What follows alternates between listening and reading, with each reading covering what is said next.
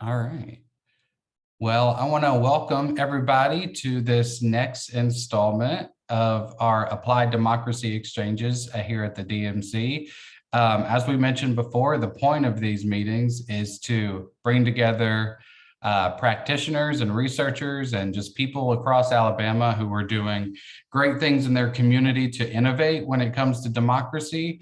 And we wanted to focus this month on the theme of public health and social connection. So that's what we're going to be talking about today.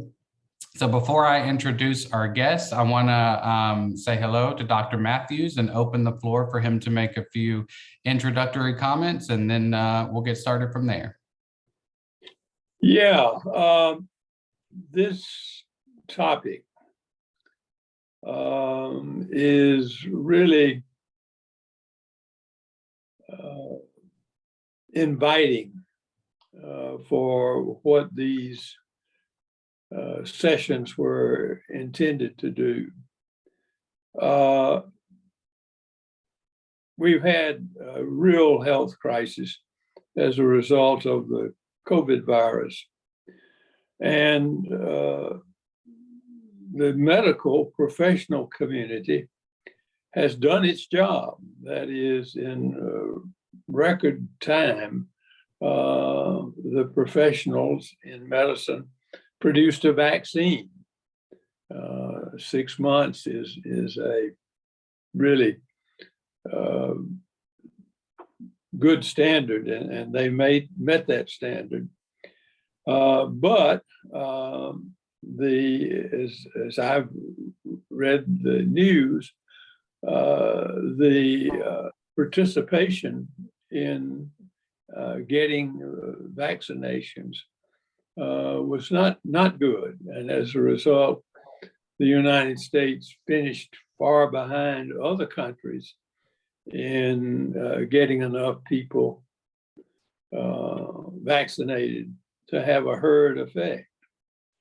So here's a case where medical science and medical professions did their job. I mean, they got roundly criticized, but the record's clear. The vaccines were there and they worked. But the rates of disease, people dying, were higher than they should have been because people didn't get vaccinated. So that raises an interesting question and begs for some diagnosis. Why did that happen? Why did that happen? And why did it not happen in the United States when other countries didn't seem to have the extreme kind of difficulty that we had? What's the diagnosis here? And you've assembled two people who ought to have some thoughts about that. And then maybe others will chime in. And we'll begin to do what I thought these sessions really were ideal for, which was getting a good diagnosis of the problems behind the problems. If this were a simple and obvious problem, we wouldn't have it in the first place. So I'm looking forward to hearing what the diagnosis is for a problem in which, as I said, the health professionals, although criticized, have done their job. But the rates of vaccination are way off from what they should be. And as a result, more people died in the United States that would not have died in other similar countries. So what's the diagnosis? Yeah, that is a very good question, and I'm very excited to have our speakers here. I want to introduce John Dorsey. First of all, he's the founder and executive director of Project Horseshoe Farm. As he said, they don't have horses and they don't have a farm, but they do a lot of other amazing stuff. So I'm going to turn it over to him to tell us a little bit more about Horseshoe Farms, and then we'll go to Kristin Boggs at the Schweitzer Fellowship. Well, thank you guys. Thank you, Dr. Matthews. Thank you, Justin. appreciate being here, and good to see Kristin again. I guess Project Horseshoe Farm is a nonprofit community health organization. We were founded in 2007, and it really sort of centers its three-part mission. First part is improving the health and quality of life of our vulnerable neighbors. The second part is building on the strengths of local communities, and the third part is preparing citizen service leaders for tomorrow's communities. But it really kind of centers a lot like Kristin's program. The Schweitzer Fellowship focuses on young people and giving them a year of service and immersion in a community, both so that they can sort of participate and contribute to the sort of these broader ideas of community health, which I think Dr. Matthews had mentioned, but also learn a framework of how they can contribute and become leaders in contributing to community health. To Dr. Matthews' point, really proud, Hale County finished the third highest vaccination rate in the state of Alabama, ahead of Jefferson County. Two of our fellows helped to lead the vaccination efforts in Hale County, and it was really unusual for a rural county to do so well, but I think there's a lot of pieces that go into it. I think trust, infrastructure, outreach, all kind of played a really important part to sort of getting people mobilized. But anyway, that's a brief introduction about Project Horseshoe Farm. We have 3 sites. We have one in Hale County, we have a second one in Perry County, and we have a third site in Pomona, California. Great. Yes, and Kristin, will you tell us about the Schweitzer Fellowship in Alabama? Sure.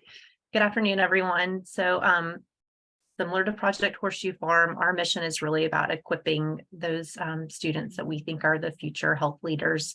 We feel like giving them this 1-year experience to engage with communities and solving health-related problems is a way for them to not just approach it in an academic sense, but really understand those underlying reasons and better appreciate the social determinants of health as well. So through a 1-year experience while they're in their graduate school programs, students identify a need, plan a project, implement it, and evaluate it, again, in coordination with a community site partner.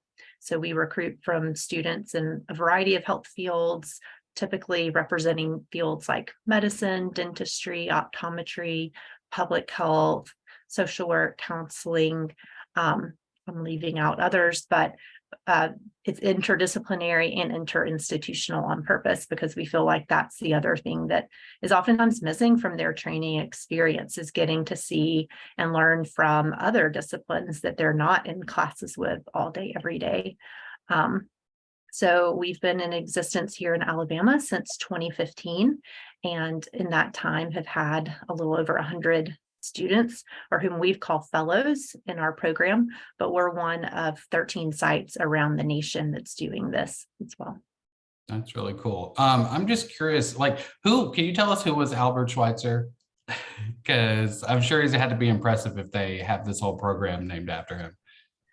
Yes. So if you're not familiar with Dr. Schweitzer, he was originally a theologian and a musician. He dedicated his life to studying medicine kind of later in life, although I'm now older than he was when he made that shift. So I'd like to think he wasn't too old, right? Well, I'm really old. But he did. He went back in life and decided that rather than sort of being someone who theorized, that he wanted to sort of apply his thinking and his way of being in the world to contributing in a hands-on way. He went to West Africa, where he created a hospital. It's in present-day Gabon, and him and his wife, who was a nurse, kind of helped start and run that hospital, which is called Lambaréné. World War, oh goodness, I'm gonna get my history messed up here. World War I broke out, and they had to leave the hospital, but he eventually went back and continued that work. So he's known by some for his musical talents. He's known by others because of his kind of religious writings, but we obviously are trying to emulate more of the health-related aspects of what he did in Africa. Very cool. That's awesome. And John, I had a question. You mentioned Pomona.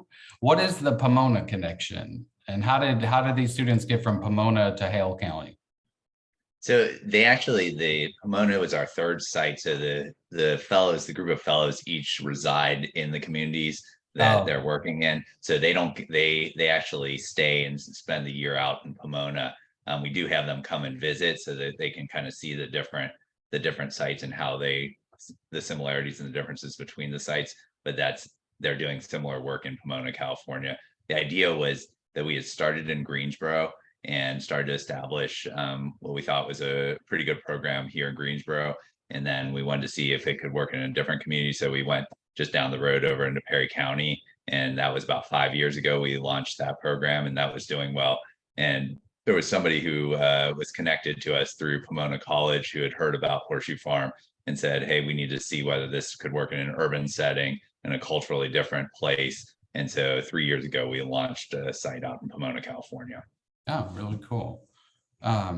Okay, well, so one question I have for both of you, and John, we can start with you, is how do you work on building trust in these communities when you go there? Because I'm sure like a lot of places in the Black Belt, there's always some group of young people coming there for, you know, some kind of trip to save the world and do all these great things. So how do you establish trust? And I'm sure it takes a while, but in those communities to become someone who is accepted and is, you know, welcomed in.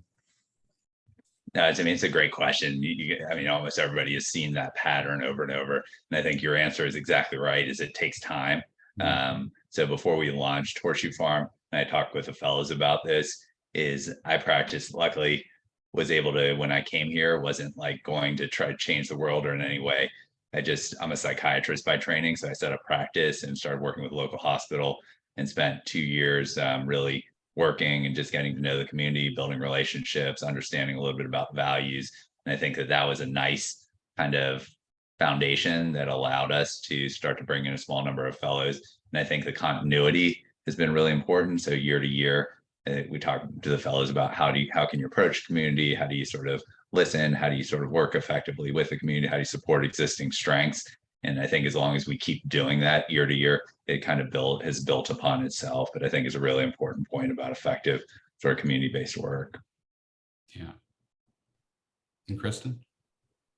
Yeah, this is something that we, because we don't necessarily have as intensive of a living and learning situation as Dr. Dorsey's fellows do. I think it's even more challenging for our students. They're coming in and spending 200 hours over a year to plan and implement this project.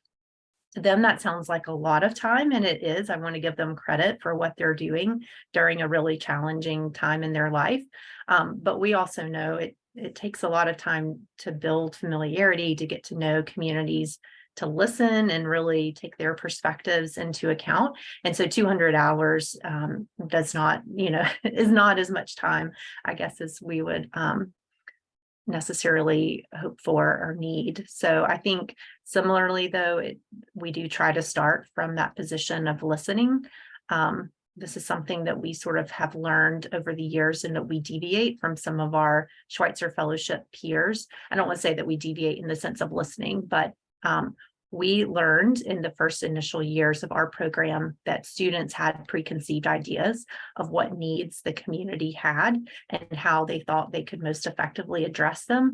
And so a couple of years ago, we changed our application selection process so that we ask our students, like, what are your general interests? But we don't want them to pre-identify a problem, because we want them to really get embedded in their site and to do a better job of like interviewing stakeholders to get that information firsthand and hopefully kind of be shaped by listening to those local needs and priorities. So I do think trust, a lot of it just comes down to being more of a listener. Yeah. And what kind of projects do students want to do when they come through this, through the program, or what are some that stand out to you that have been pretty successful?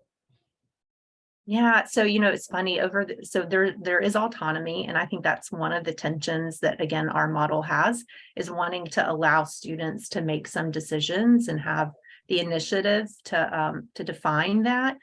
But At the same time, we see some trends. I would say all of the projects tend, not all, most of the projects tend to fall into a couple of buckets.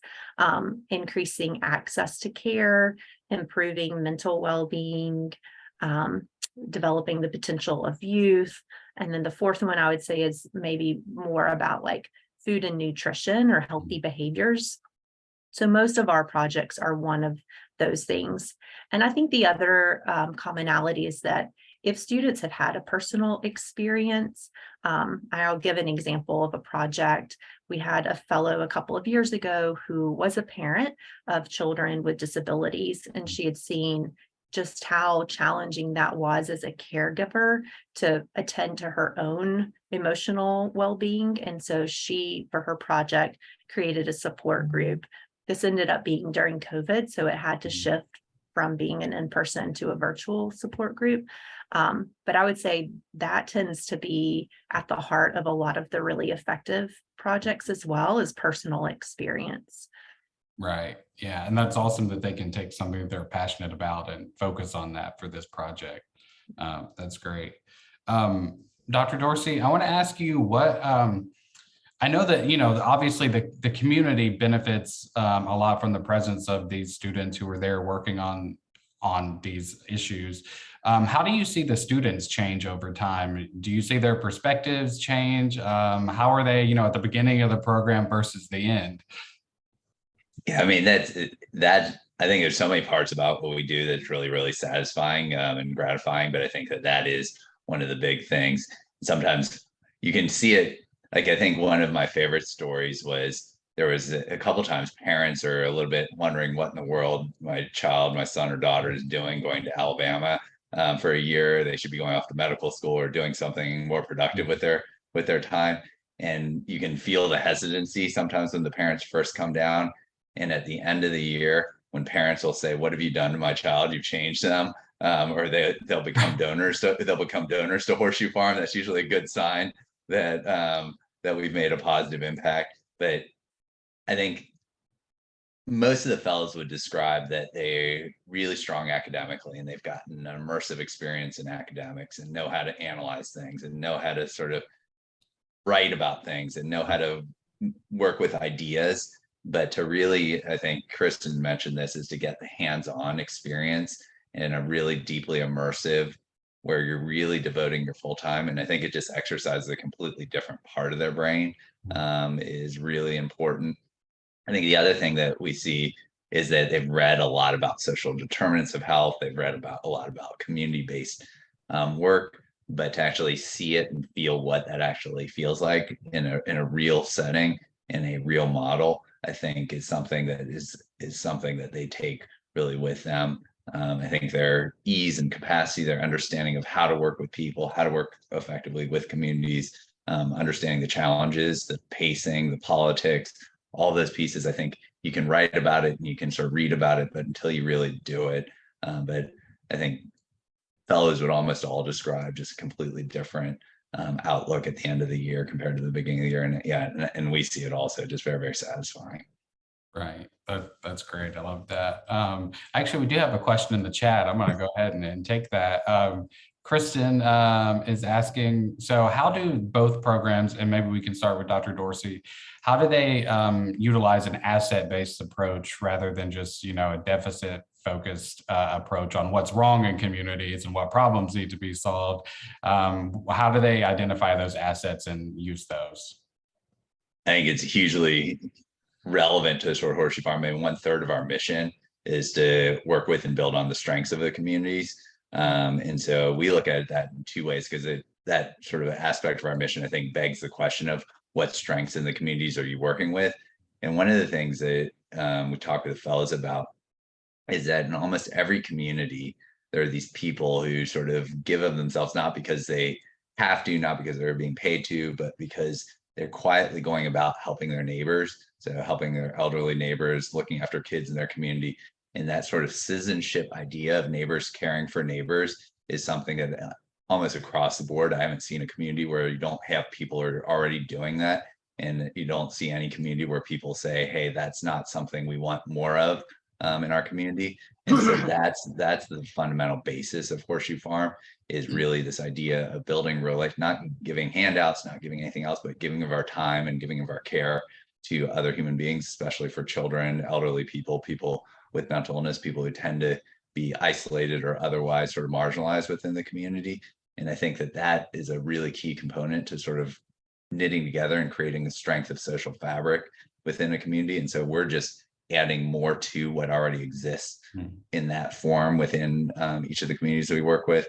And the second piece that we do is, instead of, and a lot of times we're working with existing institutions. So we're working with schools, trying to provide extra support to teachers in the classroom. So people are already doing good things, but trying to contribute more sort of personalized and relationship oriented one-on-one or small group attention to groups of people that institutions are already serving. So those are two kind of, I guess, thoughts that come to my mind in relationship to that. Yeah, that's great. And Kristin, Can I interrupt for a second? Go ahead.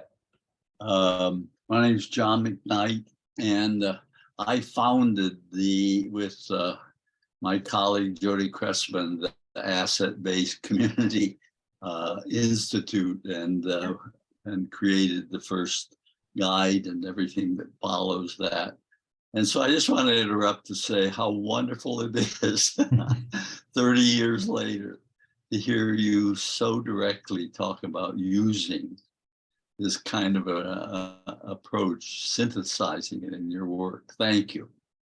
Thank you. No, I love it. It just seems like just such a much more constructive way to approach a community. Yeah, I agree. And also, you know, especially when it comes to physical health, you really have to use what you have in those communities. You can't just, you know, sit around and wait for someone to come in and fix it. So you've got to focus on the positive. And Kristin, go ahead. No, I'm just Dr. McKnight. Wow, what an honor to have you here today. Our Chicago-based chapter, Schweitzer Fellowship chapter, I think maybe collaborates with your institute, but I think it is something that we're mindful of, that in many respects, our model is very much like a medical model, where it does start with the deficit and not the assets. We've been trying to think about how do we shift that thinking. And so there are parts of like our project plan now that require the student to sort of assess and write about and think about the assets, whether it's people or things or, you know, kind of associations that they can leverage and learn from. And then I think also just that idea of positive deviance, that typically if a student, for instance, is doing a project related to healthy eating, not everyone in the community is, you know, lacking eating enough fresh fruits and vegetables, or drinking too many sugar sweetened beverages, or whatever the kind of health behaviors are. And so I think it's also forcing them to ask who is being successful in facing and dealing with these structural challenges that may be inherent in the community. And so what can they learn from those individuals who have been able to figure out where to access healthy foods, even though maybe they're living in a food desert, or how to, you know, how they can learn from and build from those lessons. So I would say we are mindful of it and still looking for ways that we can do a better job of really emphasizing assets. Justin, can I also comment, it. because Dr. Matthews had mentioned in the beginning, well, what is it that we need to do more broadly from a medical perspective related to the vaccines? And I think that idea of the social fabric is a really important point. Is like, what can we do to strengthen the social fabric within communities? Because that leads to ways of how does trust form? How does sort of communication, how do sort of groups behave in response to sort of credible scientific evidence? And I think that it seems like it wouldn't be the best way to do it, but that I really do think that that's a critical component to ways in which we contribute to that social fabric, ways of neighbors caring for neighbors, sets the stage for so many other sort of things that we'd like to do, and sort of not neglecting that, but really paying close attention to that and actively doing things or figuring out ways we can contribute to that social fabric, I think are just critical and sort of underappreciated. Justin, Mm-hmm. can you hear me? Yes. I can't figure out how to engage in chat. But my question is, what can our guests tell us about low U.S. vaccination rates? I'm gonna let the Yeah. physician in the group take that one on. That I certainly not. I can tell you that was the extent of my knowledge, is that we did well in Hale County. But Well, that surprises me. That's rural area, and I used to work with John Wheat quite Yeah. a bit, yeah, and you probably know him. yeah, But I was intrigued by Hale County being the third in rates of vaccination. I don't know what they were, and I'm sure the reasons are very varied why people didn't avail themselves of the vaccinations. But that seems to me to be the key question for the center. I'm just speaking anecdotally here, Dr. McKenzie, but I am wondering if it goes back to this trust issue, that if people are Well, yes, it's it does. credible, it's credible messengers, and who are individuals looking to be able to discern whether or not they can trust the information that they're receiving. And perhaps our smaller, more rural communities in Alabama are where a lot of relationships already naturally exist between citizens. And so when someone is speaking to you, if you know them on a personal level because of a connection through another association, you may be able to better discern, like, yes, I can trust this person.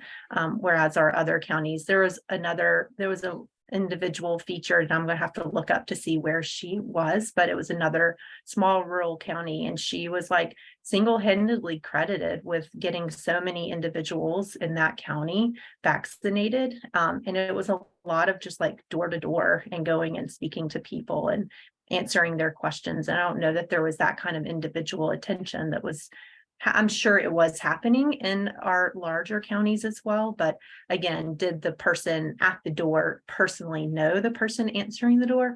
I don't know. It may not have been.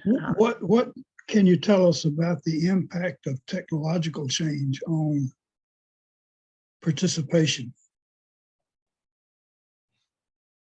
Participation. Because things have changed a great deal technologically since the Matthews Center was founded, NIF came into existence. It was very much as David likes to say, an eyeball to eyeball, shoulder to shoulder event. And technology has changed that. So I'm wondering what you learned. Well, I mean, I can say a little bit about my perspective just working at the Matthews Center for the last few years. I do think you're right, Bob, that, when you're able to get online and on social media, some people view that as like a form of participation, but it's a very diluted form of participation where you don't really have to risk a lot the way you have to do in a public forum, or when you show up somewhere and talk to someone face to face. I think a lot of times people are happy to share their glib opinions on Facebook or something, and there's little consequence. But I've seen in forums, when you show up, even on very controversial topics, it's different when it's your neighbor and you're sitting across from them, and we've reminded you of the ground rules. So I do think, but I think you're right. When it comes to participation, it certainly seems like it's more decentralized, and it's also just less deep overall. That's I think there's been a thinning of it. That's, I think, the depth. It's just it seems like there's more of it, but it doesn't have the same depth or richness or complexity. And I think that stuff is critical. I think we're just, again, hugely underestimating the cost of what we're doing in terms of the illusion of connection and the illusion of sort of that shoulder rubbing and being face to face and looking people in the eye. And again, it's weird that we're doing this over Facebook and we're talking about this, but certain irony to that. Well, some of us are too old to travel. Yeah, I know. Fair enough. Well, John, I don't know if you have any ways that y'all had to adapt during COVID, even to kind of facilitating that between your cohort of students, but that's been one thing that we had to think about, and definitely saw a decline in challenge as we were meeting. We went from meeting with our students once a month all together in person to then having to meet all in Zoom. And then now we've essentially taken a blended approach because we have students spread out. This last year, they were in Madison County, they were down in like, Macon County and Lee County and elsewhere. And so, but I do think that we try to emphasize opportunities to get to know each other and bond very early in the fellowship, because otherwise they don't develop the camaraderie that allows them to also be peer support to each other. So I think the question is applicable not only to like, how do we intersect with the community, but also like, how do we internally, It was interesting. Ezra Klein had a really good podcast about isolation, was talking about 18 to 24-year-olds, what he was noticing, and just what professors are noticing when they walk into classrooms and other things is, and I like the analogy you use. It was like this social muscle in certain ways it's atrophying in all of us, but particularly developmentally. It's like the idea of how do you connect? How do you actually have small talk? How do you sort of engage with other people? And again, I think huge, and it's been 2010 is when people, again, the iPhone has been, I think, a profoundly sort of changing or altering thing about our biologies, our neurologies, and our social connections. And it's something I think we at Horseshoe Farm essentially are fighting absolutely against. Everything we do is in person. Everything we do, we don't have any remote work. We don't use technology. We actually, with our relationships with the kids and health partners, we won't use Zoom. We want it all in person. And so I think in some ways we're trying to fight against the tide in that way. Yeah.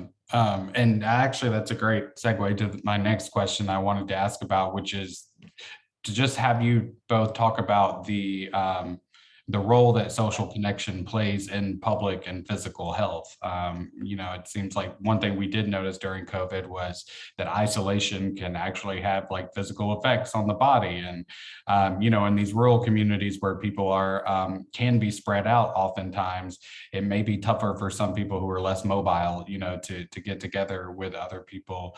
So I guess we'll start with Dr. Dorsey. Can you just talk about like the connection as one of those social determinants of health?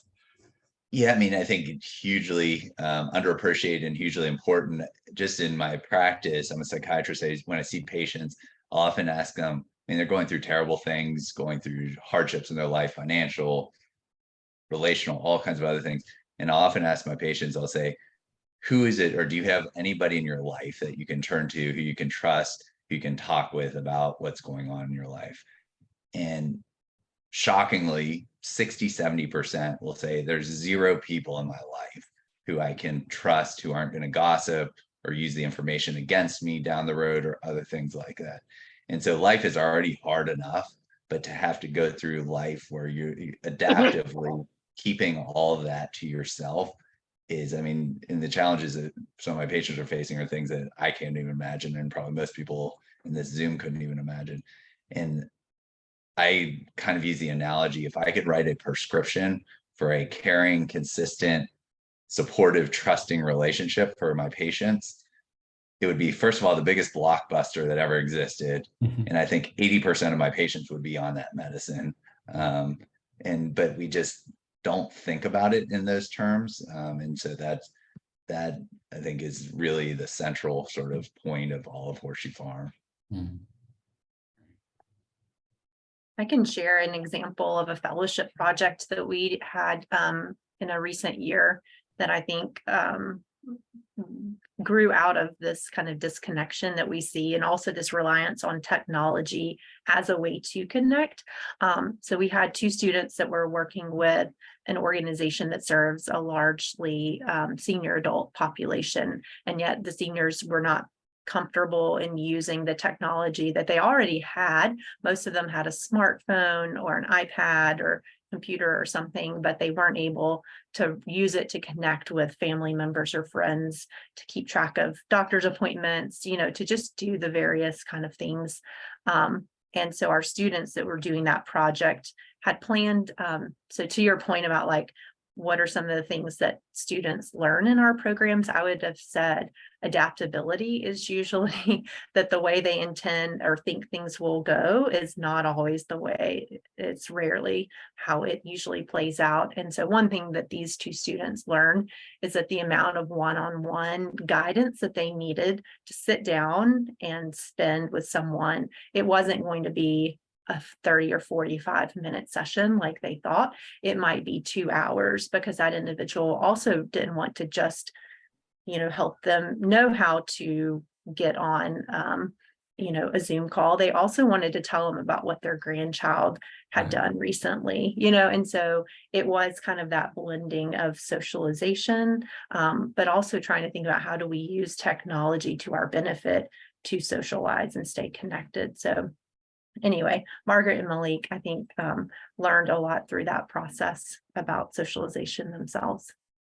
The other interesting point I think we talked about within healthcare, but I think, and this is another area Horseshoe Farm focuses on, is kids, is listening to teachers.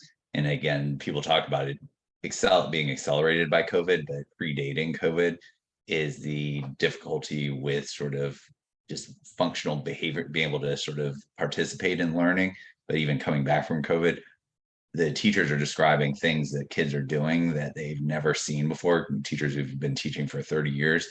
And I think the idea of focusing first on relationships and on forming community is going to be a prerequisite and foundational to how we're going to have to move in terms of teaching kids or getting kids to learn in the future, because they're just not coming with the same prerequisite sort of almost assumed background basis of ability to sort of socially connect in sort of healthy ways. And I think we're going to almost have to backtrack and start with that in order to really get to where we're wanting to go with sort of the development of kids.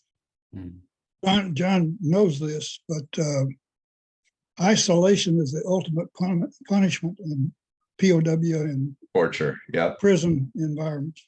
Yep. Yeah.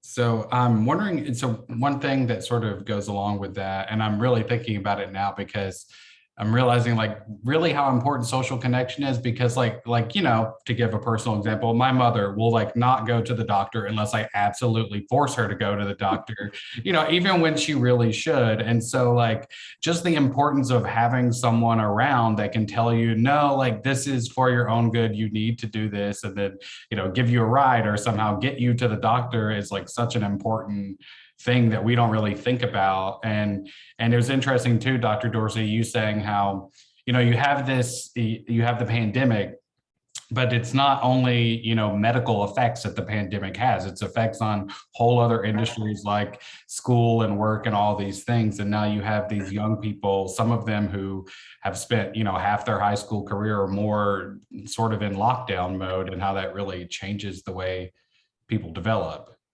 Yeah. So my mom is funny. Like I always trying to get her to exercise, and she won't do it, except if my nephew goes by and goes for a walk with her, she'll go for a walk, but she won't do it. And so we have one of our programs is called Health Partners Program. And so each of the fellows is assigned between 8 and 10 elderly people who are isolated, people who have mental illness, people who have multiple chronic illnesses. And they'll go and get to know them, go and visit them once a week, take them for walks, get them to their doctor's appointments, all those things. And I think, again, I think about my mom, or I think about just about I even almost want to request a health partner for myself. Sometimes I'm like, how great would that be to somebody come in, check in on me once a week, say, hey, John, how are you doing?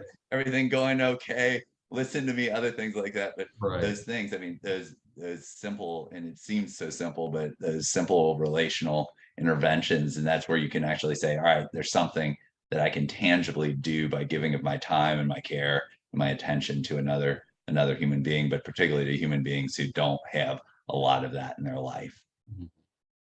I wonder, this is a good conversation, but I wonder how you explain the anti-vax movement. They don't seem to lack in social fabric. They don't seem to have any of the limitations. They're very confident in their own strengths. So why is this fairly large and influential segment of the population able to operate without the impediments that you are trying to overcome? How do you understand that? Do you have a good answer, Kristin? No, other than I just think that it goes back to that if people didn't trust the institution maybe to begin with that was creating the vaccine or initially kind of propagating use of the vaccine, then the social network that spread that messaging to dissuade people was still happening with that initial sense of distrust. Like, so I think it was, I don't know, I still think it maybe goes back to lack of trust, but I don't have anything more specific than that. I'd actually agree with that. I think a declining trust in institutions. What do you do about it? There's a really good book that I read last year. It was by Yuval Levin. It's called A Time to Build. And he talked about institutions, and he talked about what has contributed to the decline in trust in institutions, and gave a range of things where people are no longer serving the missions of the institutions, but using institutions as performative sort of platforms for their own sort of agendas. And his solution was that it was really a time to sort of refocus on the missions of the institutions and perhaps build new institutions where there are places where the institutions are failing. I thought that was probably one of the better books I've read in the last couple of years, but I thought it was, I think, accurately identified a significant problem and sort of proposed a solution. Maybe to build on what you're saying, John, I wonder too, like we're both working with students who oftentimes have ambitions to go into the health field. And I think we're trying to show them that health is holistic and requires getting to know people on a level that right now our healthcare system is not really built to attend to individuals. And so I just always keep coming back to this question of like, just because they understand the importance of the social determinants of health, are they stepping into a healthcare environment where they're going to be able to properly screen for and make referrals for and follow up care with, like your Health Partners program? How is that transferring to the next phase?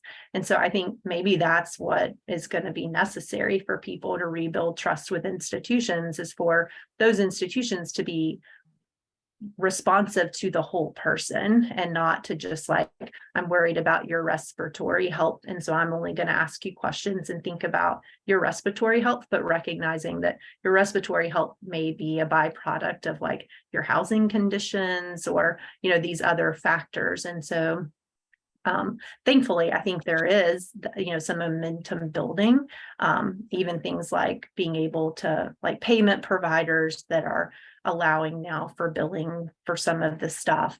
But I don't think that there's real clarity around like whose role and responsibility is it? Are we using is there, anyway, there's so many different health professions that people can intersect with. And so who's going to take on that role? And are we adequately incentivizing the institutions so that they can do that well? Mary is on the call, Mary Evans, and thanks to her organization, we're trying to pilot something this year. One part of it is informing our students and kind of structuring them to do social needs assessments, so that even if their project is not related to a social need, they can more accurately identify what other factors may be influencing people's ability to attend to that kind of primary need, but also then make referrals in order to, and kind of track with people and making sure that they get addressed. So it's something that we're, I think, also just trying as an organization to build into our program. There's also, I think, the fact of the web has sort of caused you to be able to segment into these sort of communities that sort of echo everything that, rather than sort of the real existence in a community of people that you do have relationships with, who have a range of sort of opinions and range of political views and other things. I think it's complicated. I think so many dimensions to that. But Yeah, I think just personally, my personal opinion, I think Kristin touched a bit on like incentive structures. And I think that as long as we make, conspiracies profitable, and we worry about, page clicks and things going viral, then of course, like the conspiracy is always going to be more fun to look at and to think about than the boring. How entertaining, right? Yeah. Yes, the reality is often a lot less entertaining, but and it's actually reminding me of Dr. Matthews, what we talked about this past weekend with the Pacers journalism workshop, which is that there's no one single place where people go to get their news or one single place they trust. And because you have this sort of breakup of everything, and you have the web who is serving you, your curated content right there on a platter, it's really hard to sort of break out of your own echo chamber and get something objective. I asked my brother, I said, and we were just having this conversation, in 20, 30 years ago, you could have said you could have answered this question much more easily than now.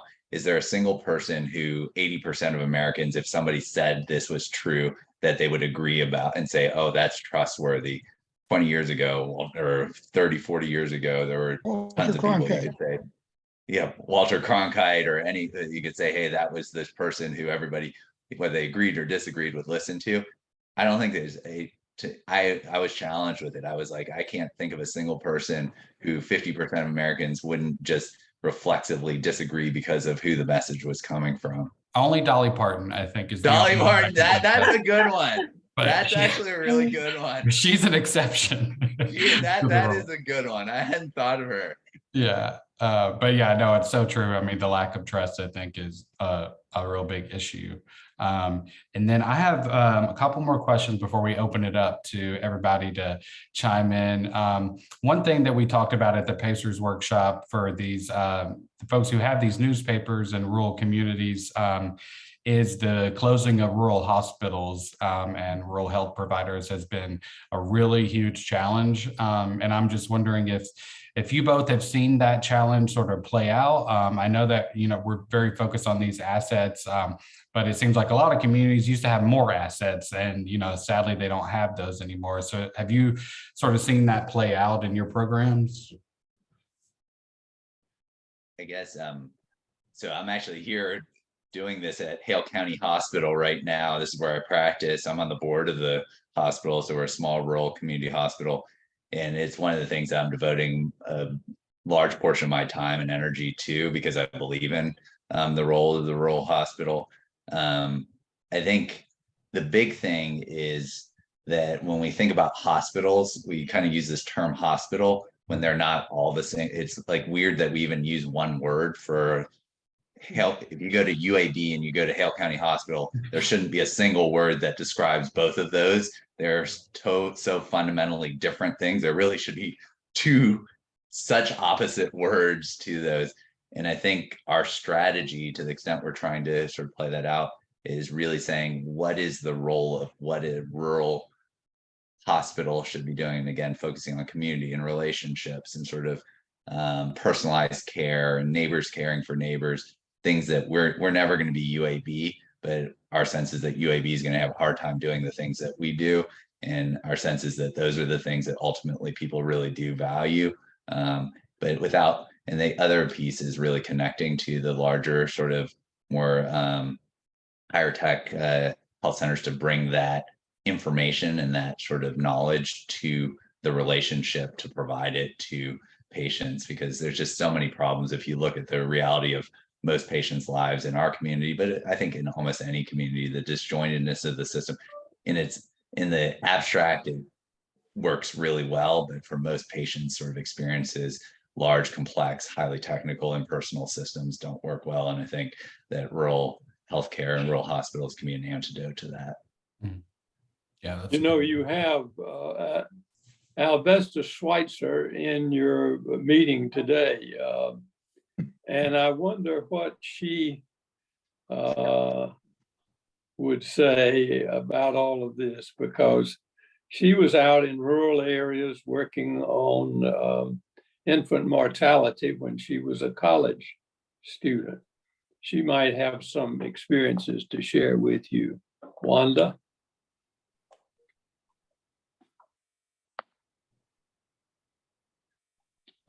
Minor? Okay, yes.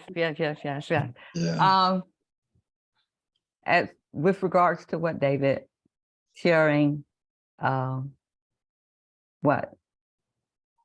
it, I'm sorry, I was distracted looking at something outside, and I didn't quite hear what you wanted me to comment on. Tell them what you did as a college student. Okay, I had just graduated and earned my educational specialist degree. But back in 1979, during the summer, I got connected with the College of Community Medicine in the department with Dr. Northrup. And they were doing a study on infant mortality in the state of Alabama. And Dr. Northrup led the effort pulled together on Dr. Matthews had set aside some funds. So long story short, what I did, I went around to 5 counties and asked young people, because teen pregnancy was a problem, and I asked them what were their concerns and what kinds of things did they see and why did they think that teen pregnancy was a problem. Out of that came a summary of what happened and some of the things that came up, the reason why young people saw this as not a problem, but as a responsibility to carry on their community. They felt it not only in cultural tradition, but also religious tradition.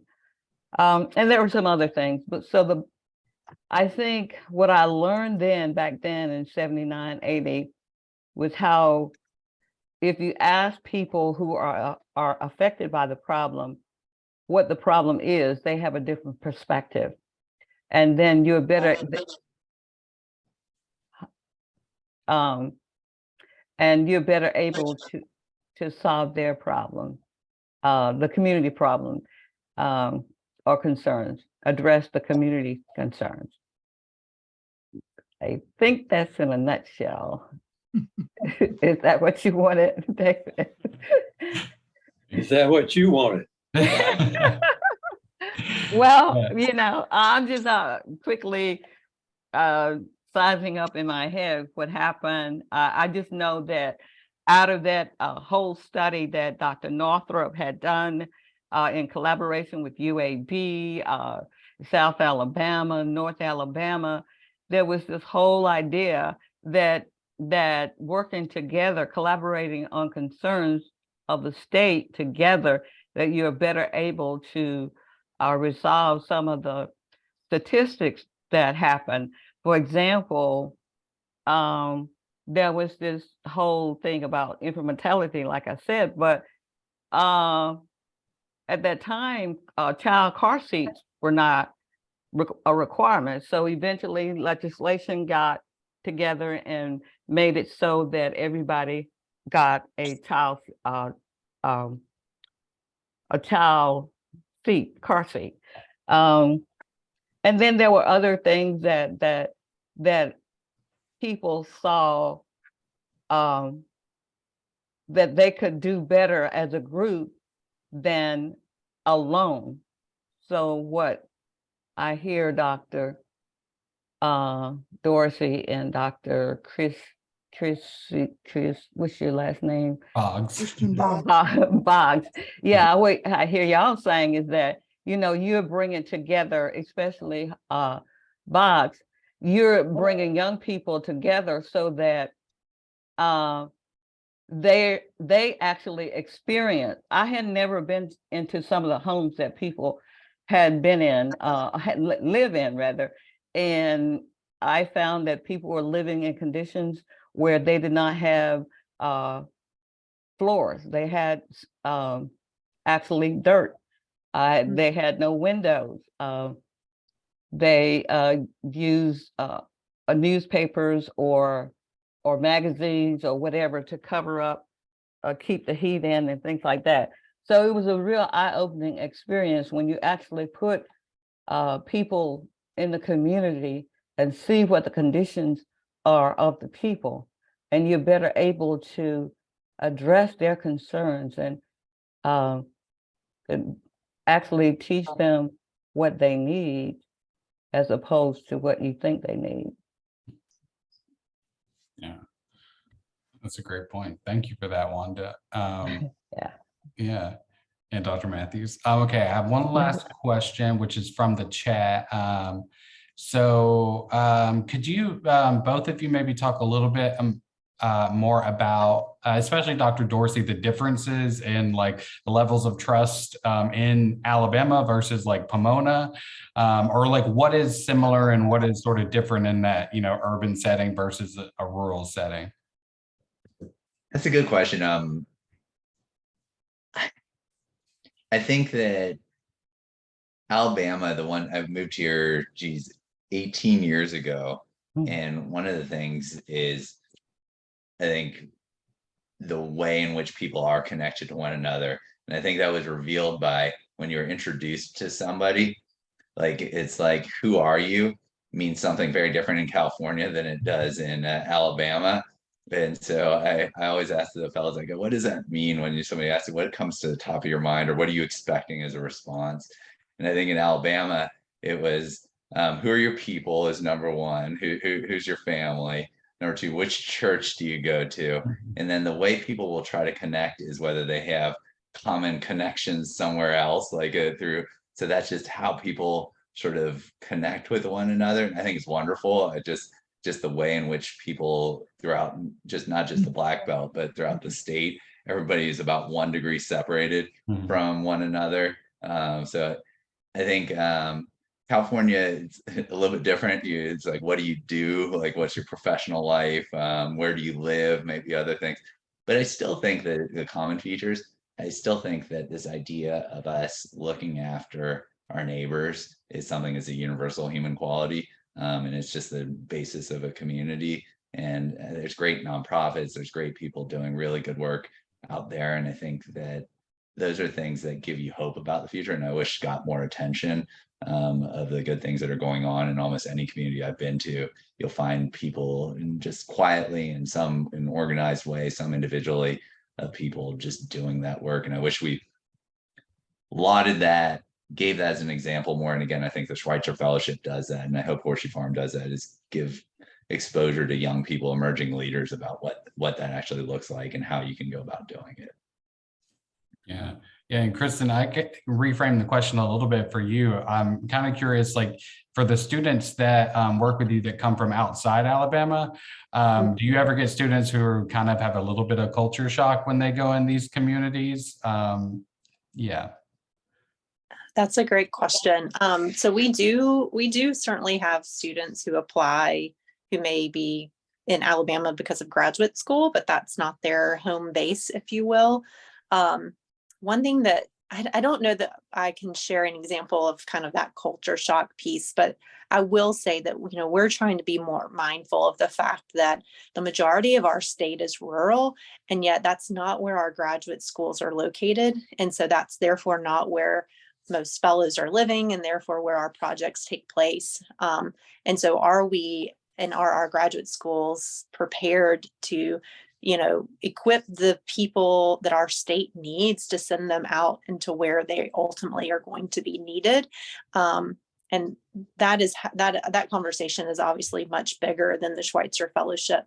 But one thing that we're seeing anecdotally is that students who are from a rural community are usually more interested in going back to that community, rather than us trying to convince a student who might be from, whether it's, you know, an urban area in Alabama or elsewhere, that they should consider, you know, putting roots down in a rural Alabama town, that's just less likely to happen. And so when we have had projects happening in what I would designate as a rural community is typically because a student already lives there, or like that's their home base. And so I think that's the other question, right? Is like, how do we get a good pipeline so that we can early identify those students and really make sure that they have what they need to get successfully through college and into graduate school and through professional school, and then going back into those communities. So yeah. Great. Well, I'm going to open it up for questions. So if anybody has one, you can just jump right in and don't be shy. Well, it's a whole other subject for discussion, but Bring it on. John's statement about Alabamians, whether it's true for both races. That's a good, I would say generally, yes. That's been my experience. Yeah. Who are your people? What church you go to? How are you connected? How are you connected? Who do you know in common? Just Kristin's program has the potential to break that up a little bit. Hi, Kristin, former student of mine.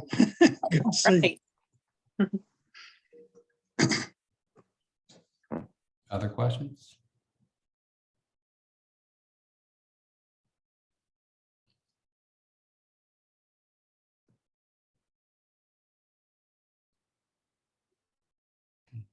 I had a very brief career, John, in the PhD program here in clinical psychology, until I discovered that statistics was a component of it. But one of David's good friends and former colleague, Ray Fowler, who's the chair of the psychology department, went on to be president of the American Psychological Association, looked at the question of the differences between rural and urban assessments, mental assessments, specifically with the MMPI test, for which the norms had been created in Minnesota. Yeah. And so another student and I gave the MMPI to the entire community of Gee's Bend, Alabama, which you know where that is. Yeah, I know Gee's Bend. Yep. And one of the conclusions was that in Minnesota, about 1.5% of the population said that evil spirits inhabit their body periodically. And in Gee's Bend, it was over 97% of the population suffered from the same condition. And my conclusion, which is my only contribution to mental health, is that what that meant was that the rural-urban migration of people was not paralleled by a migration of evil spirits. And the problem in the cities, there weren't enough to service the population, and which is a great hazard that you've got to confront all the time, of trying to assume that the population you're dealing with in the neighboring county is somehow susceptible to the same diagnostic systems and treatment systems and organizing thoughts of family life and community life. And I wonder how do you deal with somebody from Pomona, California, who is having to discover the areas of commonalities and the areas of great differences that this population represents. Yeah, it's interesting for our fellows, and we just gotten through our selection process for this coming class. And I was actually really pleased at like the choices we let them choose which sites they want to, or which they prefer. And it was actually a lot. We had a fair number from Georgia and Alabama who wanted to go out to California. And we had a fair number from California and Washington who wanted to come to Alabama. And I was like, I thought that was really healthy. And I think there is something about being young and 21, 22 years old that does give you flexibility of mind if you're willing to sort of embrace it, to really to learn about those differences, because it's hard to believe in some ways. Gee's Bend and Los Angeles, California are in the same country, but I mean, it's culturally different as you could imagine. But I think just getting to know those different sort of cultural sort of norms is, I think, just an important part of understanding sort of human beings and sort of becoming a good physician, hopefully a good community health leader. But are you and the public health people, the Schweitzer people, discovering something of value here when you look at the vaccine rates, for instance, that might be of great utility in larger swaths of this country that have just been such abject failure? Maybe there are mechanisms of community decision-making, community support that we have, which would be of value in a much broader scale. I don't know.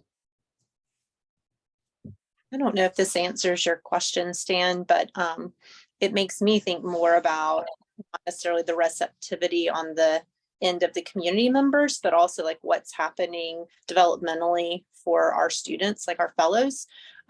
There's some research that does show that the process of going through professional school, and I think this research was primarily done in medical school, but that the training actually eroded the empathy of students from when they started until like usually around year 3, they start to see a decline.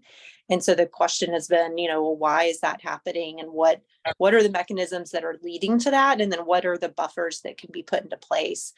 There is other research that suggests that having earlier interactions with patients and that getting to know the patient's point of view are kind of 2 ways of doing that. And so I think that's what Project Horseshoe Farm and the Schweitzer Fellowship have in common, is that we're putting students in relationships with others who may or may not be like them, whose life experiences may be different. And that as a result, they're kind of broadening their sense of, just how people, go about their daily lives, and how then as future fill in the blank, whatever field they're going into, how they can better, I think, attend and meet people where they are. So I hope that maybe one outcome is that we, buffer against that empathy erosion for our students, both now and in the future.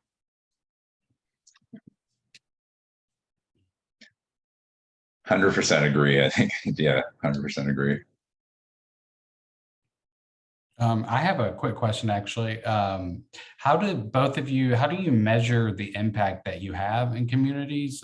Is there, what kind of tools do you use to know like whether a program is working, and how do you keep track of that data? Do you want to start, Kristin, or do you want? Go ahead. So, I mean, it was one of the things as we started, and I've learned a lot about organizations, is like about running a nonprofit. I'd never run a nonprofit before, so I was kind of learning as I went through it. I think one of the challenges was it's so hard to get a nonprofit up and off the ground, and I think it requires such a broad sort of skill set to be able to do that, and then to be able to do that successfully and to do the research arm early in our early stages was nearly impossible, because I didn't have a research background, and it was like hard to get a research partner. And even if you did have a research partner, you're going to have to invest a certain amount of time into sort of doing that. I think we've done some basic sort of outcomes measures with our fellows at the end of the year, and also with the health partners we work with and with the kids in the schools. But this year, I think we're finally at a point where we're mature enough as an organization to have this sort of staff infrastructure that we can. And so we're planning this year, and really excited about it, working with UAB, the Health Services Administration graduate program. They have some folks who are interested in working with us to really look more deeply at our outcomes, because we have an intuitive sense that the outcomes are going to be positive, but I think having those objective measures is going to be really important. But I just don't think we had the capacity until now to really take that on in a more serious way, but excited to see what that shows in the next year or so. Yeah. Yeah, so I echo that, like, organizationally, that's been a challenge. We were fortunate that we were part of this national network. So we have been doing pre and post tests with our fellows, although I think everyone in our national network would agree that they could be improved upon. But those are surveys of our fellows. And then we also do a post survey of the community site mentor. I think one of the most telling questions in that I always look to is like, what % say that they would engage with another fellow in the future? Or like, the question is essentially along the lines of like, was this a good experience? And so I think in some business settings that might be considered almost like a net promoter score. Like, would someone, speak favorably of you? Likewise, like, of our fellows, would they encourage another student to participate in our program? So I think there's those types of ways that we can evaluate ourselves. For us, we spend a lot of effort though trying to help the students really have that outcomes framework about their individual projects. And so we have kind of a training process that we go through where at the beginning of the year, they kind of define like, what would success look like? Like, how would you, at the end of the year, what would it mean for you to have had the impact that you want to have? And they quantify that. And we sort of essentially create some like, what will change for whom, by how much, and by when. And so throughout the year, we're sort of checking in with them on that result statement and using it as a tool to kind of do some quality improvement. If they aren't recruiting the number of participants, what can we do differently? If the people participating aren't having the health outcome that they anticipated, what needs to change? So, we're kind of trying to do it on both an individual project level, but then more broadly. I will say though, one thing that I think we've lacked is asking that, evaluating ourselves based on the project participants themselves. And so I just got finished working with a pro bono evaluator to try and create a survey that they could use. And a lot of the questions that we formulated was more about the relational kind of interpersonal piece. Like, did they feel respected in their interactions with our student? And did they meet the goal that they had for themselves and that kind of thing? So anyway, that's, I guess, more of a check with me in the year, and I'll let you know how that's going. Yeah, great. Thank you for that. Other questions? You asked Oh, 2 questions earlier. You said, how do you know? And then you said, how do you measure? Are those the same questions, or are they 2 different questions? I don't know. That's a deep philosophic question. Yeah, because maybe there are some things that you can't measure, and some things you can measure that you don't know. I don't know whether this is an answer to the question, but I would ask a class at the end, what should be left in this experience and what should be taken out? Good And that gave me some clue. That's a really good. I'm gonna write that one down. One thing that I wonder about, very applied level, these young doctors are learning a lot about something called community, and it's a significant determinant of health status. One of the things that I've seen developing in the last 3-4 years, and you may be on top of this, so maybe no news, but we see all over internationally the development of what's called social prescribing. Are you aware of that? Can you describe? Yeah, what is that? It would be to have your graduates, when they begin to practice, take the knowledge they've learned about community as a determinant of health and the elements within it, the determinants of health, and that doctors write prescriptions that say, I think you should join a neighborhood organization. I think you should go to city council meetings about the rats that create the problems you have. It's a way of saying, if you now know about the community and you see somebody and you have enough knowledge that you're not thinking about medicating them, but dealing with their health, then social prescription is a methodology. And if I had to lead you any place, I think it developed into a governmental structure in the county of Devon in England. it also is a practice that is spreading significantly in Canada. And it's related to the question of loneliness. Believe it or not, the Canadians have created an institute on loneliness. But this fits with that institution. And then I hear more and more about it from people in the health field. So just wanted to call it, because it takes your learning and applies it to your practice. That's very helpful. Very good. Yes. Wanda? Yeah, I want to echo what John McKnight has said. I agree wholeheartedly with the notion that social prescription is an essential element of helping patients, healing patients, or helping patients to get better or feel better. That was one of the notions that came out of the research that David asked me to talk about back in 1979, 80, 81. And the West Alabama Health Services, Dr. Sandra Hewlett and Mr. James Coleman and others, that's what they did. They got to know the problems of the community and know the people.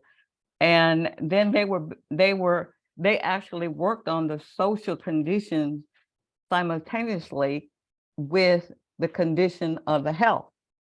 And if you do that, you're better able to help people get better and not just be a person who just dispenses medication. My own doctor, the people that were successful, the doctors that I have had over the years, have been the ones that got to know me. And then they understood me, and then they were better able, and they knew that I was not into a lot of pills. So I would come to them for, what can I do naturally? How can I improve myself? And one person suggested a book that I read and so forth. So, but the people who are medical, who are the family doctors, the internists, they take more time. The specialists, they don't have time. They are not going to pay you any attention. You might have 5 minutes with them, and they're going to just tell you what to do, and you either do it or you don't do it, and you come back to see them. So I just want to echo what John McKnight said. Thank you. Here's a thought. When you started the meeting, you brought in the people from the last meeting. Actually, it wasn't in this series, it was the journalist. Mhm. And you brought them into the room. And there was a kind of moment there where you could look at the connection. Now, if the subject for all of this, whether it's health or it's schooling, economic development, social fabric, the subject of all of this is community. What if you had these sessions in which you brought people in from all who were in Alabama, who are dealing with various parts of and functions in a community, but they don't communicate with one another. There is no structure or opportunity in which people in, let's take Auburn. Auburn has the history of community, and it's alive and well in people like Mark Wilson that you know well at the center. He probably knows more about community than anybody because he for years is as his students out there in communities. So what if you brought all of those people into these sessions so that there was somebody from health, there was somebody from schooling or education, there was somebody from economic development, you know, the major ones, health certainly, communication certainly. I wonder what would happen if there was a conversation about what they could learn from one another. Are they both looking at the same thing, but do they see the same thing? And how do they approach that thing? How do they deal with it? I don't think there's any forum in Alabama that connects all of these. They are segmented in the universities in particular divisions or parts. There's a very good one in Tuscaloosa that deals with community economic development, race relations. What if you had a series of summits on community? Yeah, I think that's a great idea. And I think Kristin has a thought as well, if you want to go ahead. Yes, actually, it really builds on what Dr. Matthews just said in the whole conversation about social prescription. But I'm thinking of how do you translate this social prescription that may or may not be sort of individualized and focused on the individual to thinking about how do you help prescribe for the community ways to bring people together. So I just want to shout out a couple examples that I know of in Alabama. And so back when I was at the Matthews Center and had the pleasure of working with all these fine folks, got to do some work with the Bayou Clinic down in Bayou La Battery with Dr. Regina Benjamin, who was the Surgeon General for President Obama, but associated with the Bayou Clinic. So they're a great example of really working with the community and bringing on interpreters, especially for the Asian American populations that are in that region, but also attached to that organization in collaboration with, I believe, some universities is the Gulf States Health Policy Center. And I think that that's really cool. Part of their mission is regular community coalition building and meetings where they bring people from all sort of a holistic look at health, bring people all together from these different organizations that may or may not be health related, but affect the health of community members. And so that they're just talking together, and it may not they may not have a specific workshop each month, but just getting to learn what each other is doing and having those regular modes of communication, I think is really important and interesting. A program I'm working with right now, the Equitable Neighborhoods Initiative, is a health equity initiative in 15 rural Alabama communities. And one of the hallmarks of the program is that for the different priority populations, those most affected by the social determinants of health in those communities, someone from that group is hired to run the program in that community so that it is a trusted messenger. And one of the main things they do is host monthly meetings with community members, adults, and then also a youth community council where they're bringing young people together to talk to them about not just their health concerns, but also the opportunities. What are some ways to improve health in the community? And so I just think it's cool to get to learn from some examples like that across Alabama, and just loved hearing about Dr. Dorsey and Kristin's work as well. So it's nice to hear about the great things going on. So I don't really have a question, Justin, but more like a follow-up comment to the conversation. Yes. Good comment. It's a good comment. Yeah. Those are great examples, especially, at the Bayou Clinic, we did some listening sessions with them, and Danny Patterson was wonderful when he How's it going down there? Because I met Regina like maybe 10 years ago. Is it still thriving and growing down there? Yes, in fact, on the current project I'm working on, I work closely with Danny Patterson, who runs the Gulf States Health Policy Center, and he works with Dr. Benjamin every day. I think they've grown. Now, this is not an official word or anything, but I think they've grown large enough to need a larger place. And then there's a strong network of community health workers. So, for example, I know one that I've worked closely with and who actually spoke at Matthews Center Civic Institute several years ago. I think Dr. Dorsey, when some of your fellows were there, she's works with the Vietnamese population there. And so it's been neat to see the role of community health workers that they play there as well. Awesome. Thank you for that. So we have just about 4 minutes left. So I did want to just have Dr. Matthews give us some parting wisdom, if he wouldn't mind. And I want to also say thank you all for being here and for making this great. This is also on Facebook Live, so you're all real celebrities now. So. Well, I'll return to what I said earlier. I think that you are now into the fourth of what were to be 3 meetings. And the potential around community, I think is probably going to not be materially affected until we connect the pieces.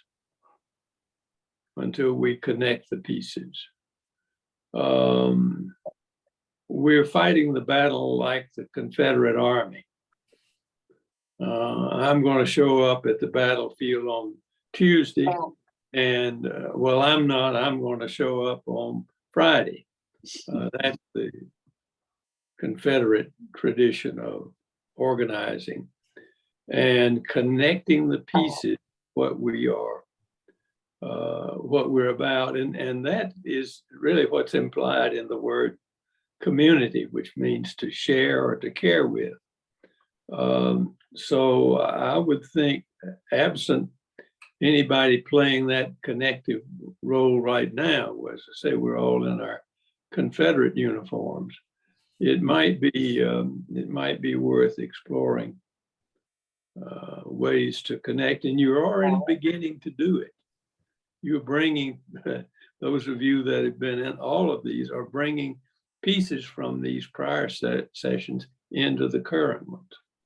So maybe you bring real live people from these. A thought. All right. Well, I want to thank y'all all again. We're going to do it again next month, the 3rd Thursday. So I appreciate y'all all being here, and thank you, Dr. Matthews and Dr. Dorsey and Kristin. We really appreciate it. So we'll see y'all next time. Thank you all. Take care. Take care. Take care. Have a good afternoon. You too. Nice to see you guys.